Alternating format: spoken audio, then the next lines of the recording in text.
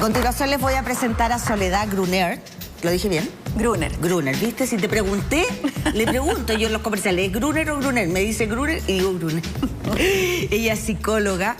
Bienvenida, Soledad, gracias por venir a mi hija. Y vamos a hablar de un tema súper interesante que tiene que ver cómo afecta o qué relación hay entre lo que nos sucede y cómo todo lo que nos pasa en nuestra niñez con las relaciones que después establecemos cuando somos adultos, con la pareja, que hay gente que piensa, Soledad, que no tiene nada que ver el tema del apego cuando son chicos. Y nunca me voy a olvidar de una persona que una vez se dedicó a viajar mucho cuando sus hijos eran chicos.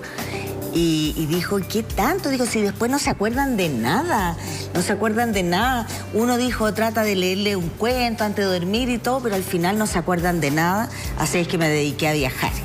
Que uno dice, ¿será tan así? Yo creo que no es así, ¿no? No es así. No. Dicen que nadie nos enseña a ser pareja, que nadie nos enseña, ¿no? Es como que no hay una escuela para ser pareja. Y sí, la escuela y donde aprendemos precisamente lo más importante con respecto a cómo construir un vínculo pareja, radica en la infancia y en esas primeras experiencias. Qué importante entonces, uno como madre, ¿cierto? Establecer una relación cercana o de confianza, ¿cierto? Honesta con los hijos, y a lo mejor después de hablar contigo vamos a entender muchas cosas también respecto a nuestra educación y de por qué somos así. Exacto. Entonces tú dices que es súper importante, y esa relación de apego tiene que ser, me imagino, protectora, cariñosa, para después replicarla con la pareja, ¿no? Sí, pero es más que replicarla, porque no tiene que ver solamente con repetir como lo que un modelo, ¿no? Es como imitar, es como que busco a mi madre o busco a mi padre, ¿no? En una pareja. No, es mucho más profundo y tiene raíces neurobiológicas. Esto se basa en el conocimiento de las neurociencias. ¿Ya? Maravillosamente. Hoy día hemos podido decodificar y descifrar lo que significa la experiencia de amar en la adultez y cómo tiene relación directa con cómo se configura nuestro cerebro, nuestro sistema nervioso en el vínculo, en el espacio de encuentro íntimo con un otro. Entonces, estas experiencias tempranas y que tienen que ver no con cuánto me quisieron, porque mis padres me pudieron haber amado profundamente, sino que tiene que ver particularmente con cómo mis padres respondieron emocionalmente en mis momentos de necesidad, qué tanto estuvieron disponibles en lo emocional, qué tan sintonizados o qué tan sensible y sintonizada fue su respuesta en mis momentos de estrés. Eso es lo que va configurando lo que se llama el patrón de apego en la infancia, ¿no? Claro. El apego seguro en la infancia se asienta, los niños lo asientan en la medida que cuentan con padres, con una madre o un padre, suficientemente disponibles, suficientemente sensibles, responsivos, consistentemente además en el tiempo de esa manera. Y eso lo que hace es que genera y crea, ¿no?, un tipo de cerebro, un sistema nervioso que llamamos regulado, en donde ese niño o esa niña aprende no solo que puede contar con un otro y confiar en ese otro, sino que además internaliza una visión positiva acerca de sí mismo. Soy valioso, soy valiosa, mis necesidades son importantes, claro. Puedo sentirme seguro, segura en el contacto íntimo, estrecho y cercano con un otro. Si eso no se vive, lo que se aprende es distinto. No puedo confiar en un otro, no puedo contar con otros, pero además no soy valiosa, mis necesidades no son importantes, no soy querible. Todo eso tiene que ver con cómo nuestro sistema nervioso se setea. Es algo mucho más profundo, y por eso es que el autoconcepto, la idea de quién es uno, ¿no?, y cuánto uno se ama y el amor propio, se crean y se consolidan en el espacio vincular de encuentro con un otro. Los niños aprenden a pensarse a sí mismos y a pensar a los otros a partir de esas experiencias vinculares tempranas. Por lo tanto, es clave, y eso es a partir de qué edad, porque lo que yo te decía al principio, esta persona que decía, ni se van a acordar, ¿eso es desde que nace? Desde que nacen. ¿Desde que nacen sí, empiezan a sentir y absorber esto? Es que es desde que nacen, e incluso porque esto tiene que ver con las memorias que llamamos implícitas, a propósito de lo que dice esa persona. No se van a acordar. Probablemente, y de hecho hay muchas cosas que uno no se acuerda, ¿no?, de los primeros años, ¿sí?, de vida. Pero esto se almacena en un lugar que tiene que ver con las memorias implícitas, o lo que se llama la memoria experiencial, ¿no? Y que se almacena y configura, ¿no?, la arquitectura de nuestro cerebro, incluso antes de adquirir el lenguaje.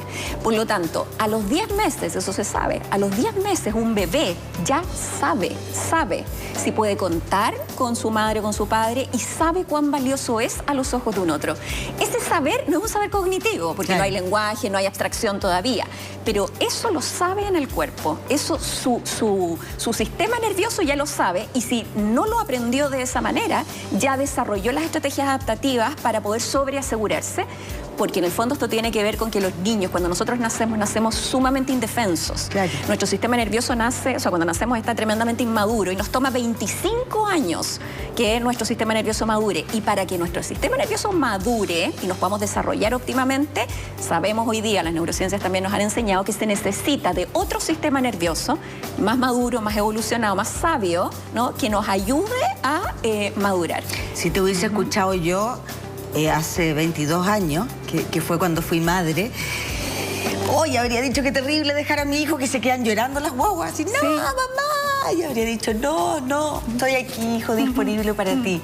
Pero en el fondo es importante, creo que lo mencionaste ahí a la pasada, que ese niño también desarrolle la capacidad de entender y de cachar que la mamá se tiene que ir un rato, pero no se va para siempre. Es que esta disponibilidad no es 24/7. Vuelve, o sea, la mamá. Los padres tenemos, cuando yo trabajo estos temas y los empiezo como a mostrar, como vamos a mirar nuestra infancia, ahí pasan un montón de cosas, porque nos pasan muchas cosas, no solo con respecto a entender, no nuestra propia vida, sino que quienes somos madres o padres, claro, empezamos a transpirar frío, ¿no? Porque ahí uno se da cuenta, chuta, o sea, cuánto me he equivocado, o empezamos a experimentar un montón de culpas. Pero esto, a ver, no tiene que ver con que sea 24/7, claro, ¿no?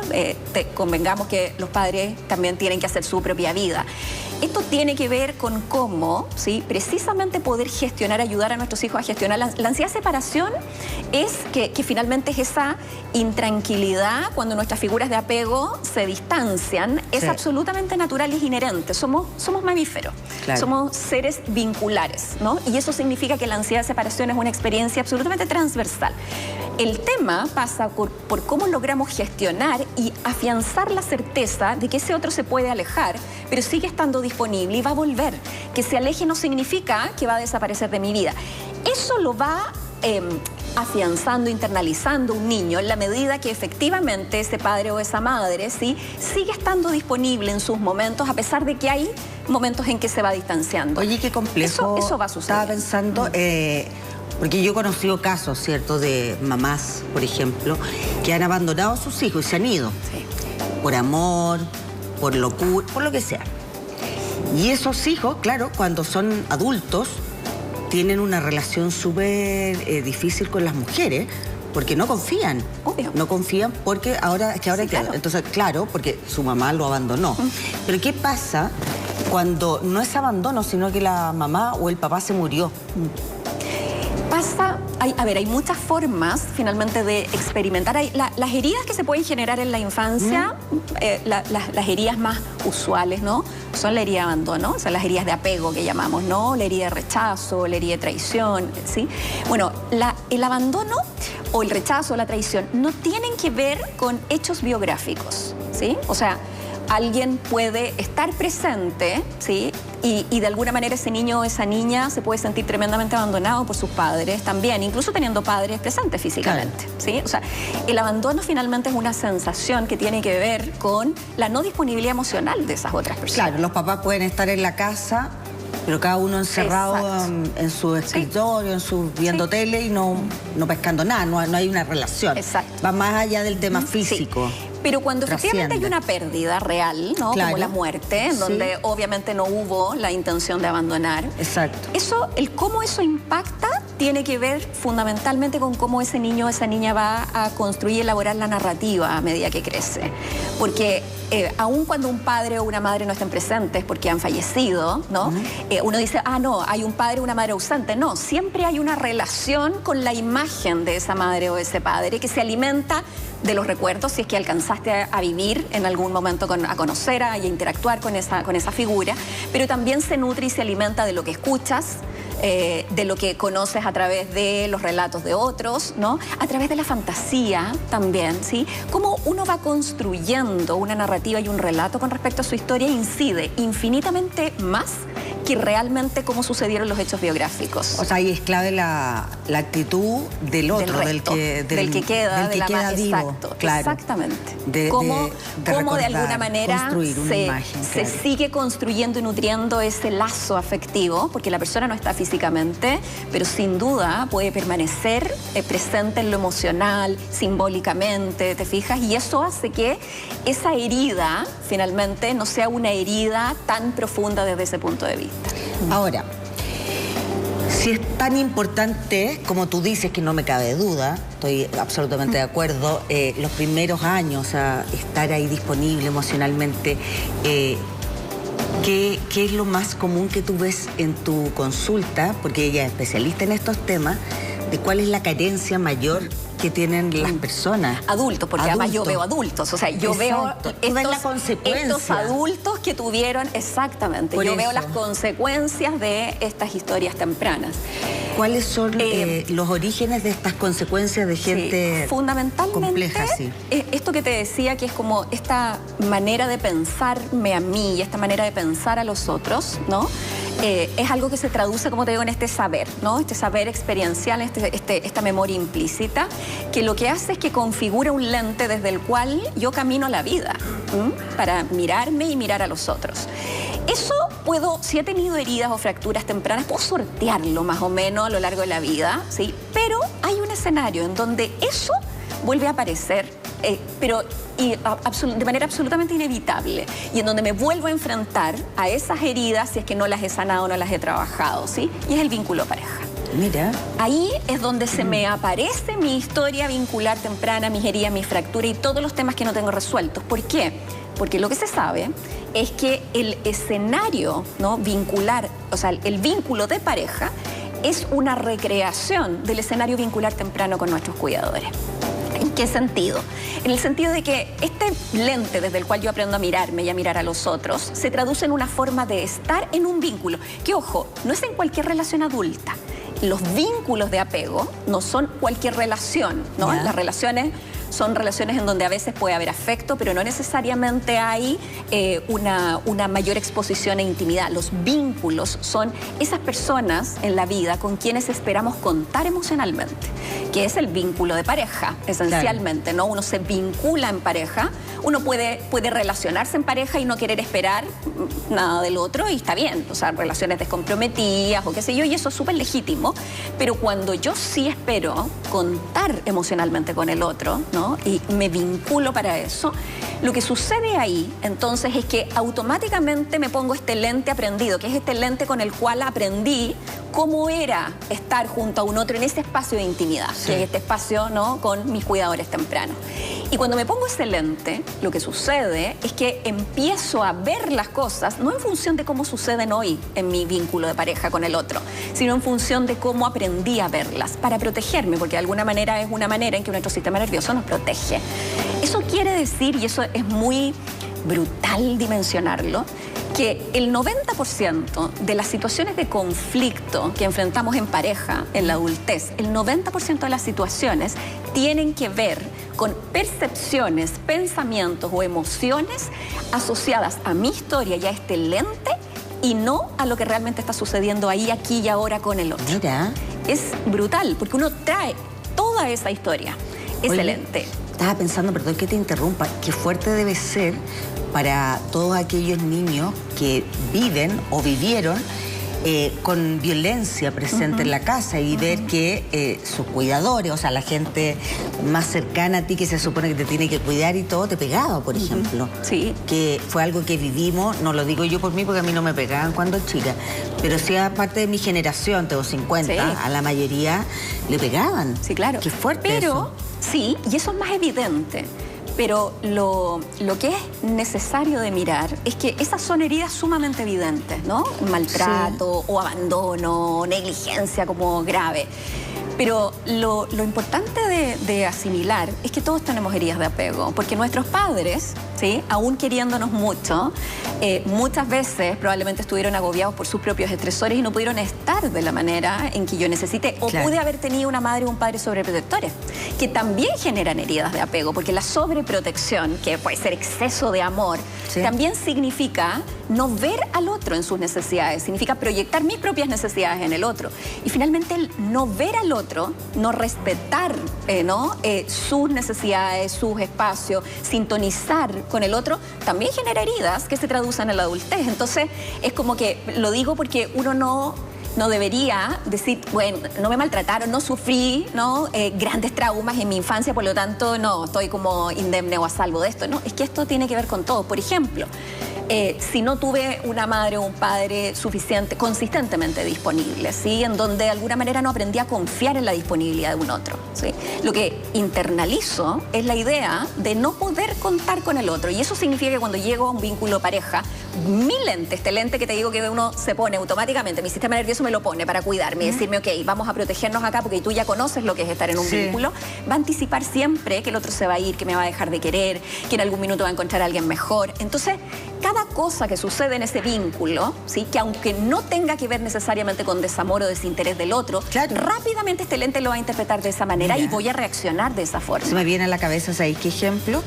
De cuántas parejas que son separados, padres separados, y uno es pan de cada día que uno oye mujeres que dicen, me da rabia porque lo dejó esperando, se comprometió a venirlo a buscar. Exacto.